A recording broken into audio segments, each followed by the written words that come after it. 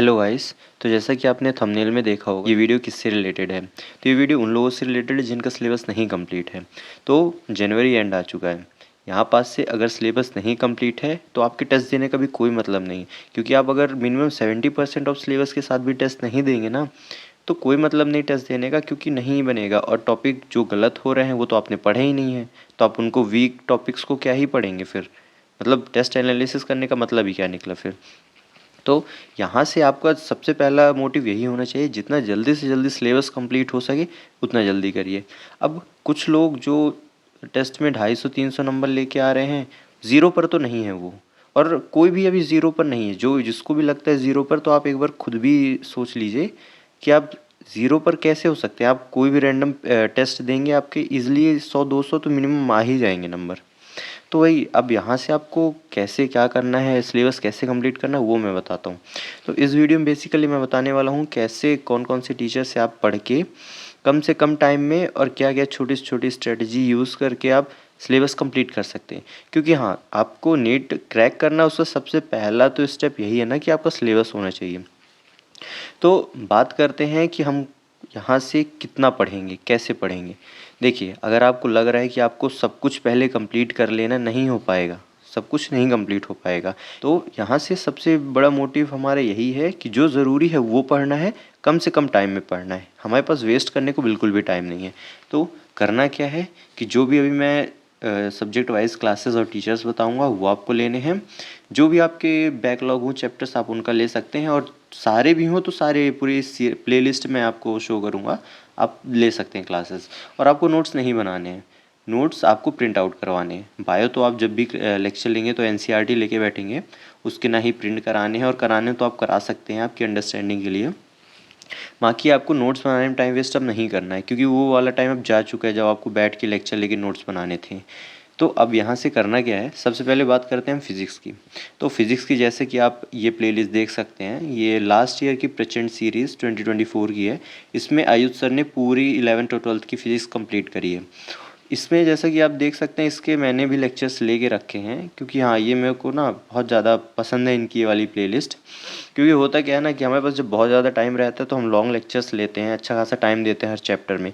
पर जब हमारे पास टाइम नहीं रहता तो हम इतना ज़्यादा टाइम नहीं दे सकते हैं हर चैप्टर में। हमको मतलब सिलेबस और जितना एफिशिएंट हम पढ़ सकते हैं उतना हमें पढ़ना चाहिए। तो हाँ, मुझे लगता है फिजिक्स के लिए ना आयुष सर एकदम बेस्ट है। इनकी जो पढ़ाने का वे है, मतलब ना, लेक्चर लेने के बाद फिर कोई डाउट नहीं रह जाता, कोई कॉन्सेप्ट समझ नहीं आया क्या है, दोबारा पढ़ना पड़ेगा, नहीं, सब बढ़िया रहता है। इनका PYQ बेस्ड ही पूरी क्लास रहेगी, और वही ज़रूरी है फिजिक्स में। तो आप ये सारी क्लासेस लीजिए। आप इसको 1.5x में देख सकते हैं इजीली, और इसके जो भी नोट्स हैं आप प्रिंट करवा लीजिए। अब होगा क्या ना कि 2-3 टॉपिक कंप्लीट करने के बाद ना वो पॉपी पॉइंट्स बनवाते हैं, और एक मेन पॉपी पॉइंट्स उनके रहते हैं पूरे क्लास के एंड में। तो उसमें वो क्या करते हैं ना कि वो चीज़ें जो हमको रिवाइज़ करनी होती हैं, फॉर्मूला हो गया, छोटे छोटे कॉन्सेप्ट्स हो गए, वन लाइनर वगैरह, वो सब कुछ सर उधर पॉपी पॉइंट्स में लिखाते हैं। तो एक पूरा बड़ा सा पेज रहता है। तो ना, जैसे कि हम सपोज़ हम कोई टेस्ट दे रहे हैं, क्वेश्चन सॉल्व करने वाले हैं ना, तो हम उस पॉपी पॉइंट्स को पढ़ के हम इजीली क्वेश्चन सॉल्व कर सकते हैं, उससे पूरे चैप्टर का रिवीजन हो जाता है। तो ये मेरे को सर का बहुत अच्छा लगता है। ये मतलब उनका कॉन्सेप्ट की लास्ट में एक पेज में पूरा चैप्टर समराइज़ कर देते हैं, और इसको हम रिवाइज़ कर सकते हैं। तो इसी के साथ आगे बढ़ते हैं। अब हम बात करेंगे केमिस्ट्री की। तो केमिस्ट्री के फिजिकल वाले पार्ट में जैसा कि आप देख सकते हैं, सुधांशु सर का मैंने ये उनकी एक प्लेलिस्ट का स्क्रीनशॉट लगाया हुआ है। पहले सुधांशु सर से पढ़ के रखें तो आपको पता होगा, ये फिजिकल के बहुत ज़्यादा अच्छे टीचर हैं। ये पर्सनली मुझे भी बहुत ज़्यादा पसंद है। मैंने भी इनके काफ़ी सारे लेक्चर्स लेके रखे हैं, लास्ट ईयर मैंने लिए थे। मतलब इनके पढ़ाने का जो वे है ना, हमेशा कनेक्टेड फील कराता है कि हाँ, हमें समझ आ रहा है। वरना फिजिकल तो एकदम फिजिक्स जैसी रहती है, पढ़ते तो जाते हैं, समझ नहीं आती या भूल जाती है, या फिर सब कुछ बनकर भी क्वेश्चन नहीं बनते। बट इनके में ऐसा नहीं है। मतलब मैंने देखा है ना, अगर कम टाइम में पढ़ना हो ना, तब भी बहुत अच्छा एफिशिएंट पढ़ा सकते हैं हमें। तो वही आपको इधर भी करना है, आपको इनकी अच्छी खासी क्लासेस लेनी है, और बाकी आपको नोट्स प्रिंट करा के रिवीजन करना है क्लासेस का। अब इसके बाद आपको सीधा फिजिकल में क्या करना होता है, सेम फिजिक्स वाली अप्रोच है। आप क्लास लिए, और क्लास में जितने भी आपके फॉर्मूला है ना, फॉर्मूले को अच्छे से पढ़िए और सीधा PYQ पे जंप करिए। आपको PYQ बेस्ड ही पढ़ना है। जो भी पहले PYQ आ रखे हैं और दूसरा पीवाईक्यू वाले टॉपिक्स, जिन जिन टॉपिक से पीवाईक्यू आ रखे हैं हमको वही पढ़ना है।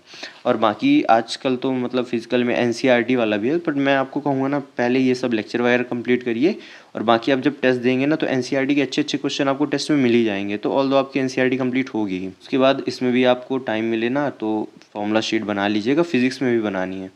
इसके बाद हम आते हैं फिजिकल के बाद इनऑर्गेनिक वाले पार्ट में। अब इसमें आप देख सकते हैं 2 टीचर हैं हमारे पास, एक मोहित दादिश सर और जिनको हम एमडी सर भी बोलते हैं। उसके बाद है हमारे पास हितेश सर। ये दोनों ही इनऑर्गेनिक के बहुत अच्छे टीचर हैं। मतलब मैंने एमडी सर और हितेश सर दोनों को पढ़ाने का स्टाइल देखा है। ये आप अपने हिसाब से देख सकते हैं, मेरे को तो दोनों ही बहुत ज़्यादा पसंद है। और इसमें इनके अच्छे खासे वन शॉट्स हैं, और वन शॉट भी नहीं कहेंगे, ये फुल लेक्चर के बराबर ही कंटेंट इन्होंने दिया है। काफ़ी सही है ये दोनों प्लेलिस्ट इनकी, आप इससे देख सकते हैं। तो इनके लिए भी वही है कि आपको नोट्स प्रिंट कराने हैं। और हाँ, काफ़ी सारे लोग, मतलब मैं भी बोलता हूँ कि आप सीधा एनसीईआरटी पे जंप करिए, बट हाँ आप अपने पास नोट्स रख लीजिए कि आपको इन द फ्यूचर आपको एनसीईआरटी का कुछ भी समझ नहीं आ रहा तो आप तुरंत नोट्स उठाएं और खुल के वो वाला पार्ट पढ़ लें। तो हाँ, एनसीईआरटी मेन तो आपको एनसीईआरटी से ही पढ़ना है, पर एक बार आप नोट्स प्रिंट करा के अपने पास रखेंगे इन फ्यूचर के लिए कि आपको अगर ज़रूरत पड़े कुछ भी तो आप वहाँ से देख सकें समझने के लिए। उसके बाद हम अब बात करते हैं ऑर्गेनिक की। ऑर्गेनिक के लिए तो आप एसकेसी सर, आप देखेंगे ये रक्षिता दीदी का चैनल है, इसमें वो क्लास ले रहे हैं। अभी रिसेंट ही इन्होंने क्लासेस इतनी ली है जितनी आपको स्क्रीनशॉट में दिखा रहा हूँ। तो इनको भी काफ़ी सारे बच्चों ने पसंद किया है ऑर्गेनिक के लिए, और मुझे भी लगता है ये ऑर्गेनिक काफ़ी अच्छी पढ़ाते हैं। तो आप इनके लेक्चर ले सकते हैं, और आपको इधर भी नोट्स नहीं बनाने हैं, आपको अच्छा खासा प्रिंट आउट कराना है। और ऑर्गेनिक में तो मैं आपको कहूँगा बार बार आप नोट्स ही रिवाइज करिए। आपको ऐसा नहीं है कि आप मतलब ऑर्गेनिक भी क्या है ना, बायो जैसी है सेम, भूलते बहुत वोलेटाइल है ऑर्गेनिक। तो इसमें आपको बार बार जो भी है आपके क्लास नोट्स रिवाइज करने होते हैं, और क्लास नोट्स वाले क्वेश्चन मेजोरिटी आपकी ना क्वेश्चन प्रैक्टिस क्लास नोट्स वाले क्वेश्चन से ही हो जाती है। उसके बाद आपको पीवाईक्यू सॉल्व करने हैं। इधर भी इससे ही आता है क्वेश्चन, मतलब बायो का और ऑर्गेनिक का सेम ही रहता है, और इनऑर्गेनिक का भी, कि आपको जो क्लास नोट्स या एनसीईआरटी है वही ही पढ़नी है। तो अगर इसके लिए तो मैं यही कहूँगा कि आप क्लास नोट्स पढ़िएगा, एनसीईआरटी एक बार रीड कर लीजिएगा आप नोट्स पढ़ने के बाद। आपको जो भी पॉइंट ऐसा लगे कि आपने नोट्स में नहीं देखा है वो आपको नोट्स में ऐड करना है, एनसीईआरटी में नहीं। इसके लिए मैं बोलूँगा आपको एनसीईआरटी नहीं करनी है, एनसीईआरटी बस रीड करके देख लेना कुछ पॉइंट जो आपको नहीं समझ में आया या आपको लगता है कि ये शायद मेरे से नहीं बनता, अगर इससे क्वेश्चन आ जाता तो उसको आप अपने नोट्स में ऐड कर लेंगे। इसके बाद हम बात करते हैं बायो की। बायो में तो आपको ये मैं एक रक्षिता दीदी का दिखा रहा हूँ स्क्रीनशॉट, ये इनकी प्लेलिस्ट है, या तो आप इनसे कर सकते हैं, या तो ये विपिन सर, इन्होंने पूरी बॉटनी कवर की है, और ये समाप्ति मैम। ये सारे टीचरों को आप जानते ही हैं, ये बहुत ही ज़्यादा अच्छा पढ़ाते हैं। और ख़ास करके विपिन सर और समाप्ति मैम से तो मैं हमेशा ही मतलब पढ़ता हूँ, तो ये बहुत ज़्यादा ही अच्छा पढ़ाते हैं। और रक्षिता दीदी के भी ना बहुत ज़्यादा, मतलब कम टाइम में अगर कंप्लीट करना हो ना तो पूरी एनसीईआरटी आपको करा देंगे विद ट्रिक्स। जो भी ट्रिक्स उनने यूज़ की थी अपने टाइम पे वो बहुत अच्छा मतलब करा देंगी। तो आप इसको कर सकते हैं, सीधा एनसीईआरटी खोल के आपको उधर मार्किंग्स करनी है, ट्रिक्स वगैरह जो भी है वो लिखनी है, और बस रिवाइज करते जाना है।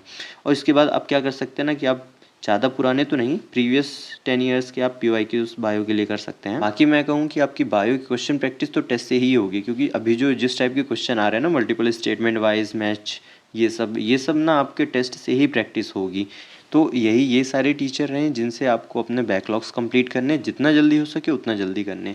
देखिए, यहाँ से आपको कोई भी ना फालतू का टाइम वीडियो वगैरह देखने में नहीं वेस्ट करना है, या स्ट्रेटजीज़ नहीं बनानी। बस इसको आप देखिए, आप इनकी प्लेलिस्ट पे जाइए, प्लेलिस्ट के सारे वीडियोस देखिए, बार बार रिवाइज़ करिए, और जितना जल्दी हो सके ना टेस्ट देना चालू करिए।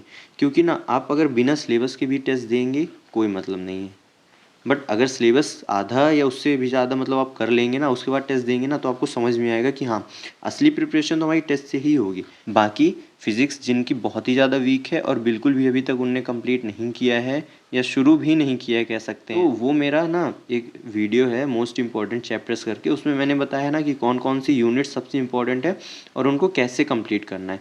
तो आप जाके देख सकते हैं, उससे आपको फिज़िक्स में काफ़ी हेल्प मिलेगी। बस आज की वीडियो के लिए इतना ही। अगर आप सबके कोई भी डाउट हो तो आप कमेंट करके प्लीज़ बताइए।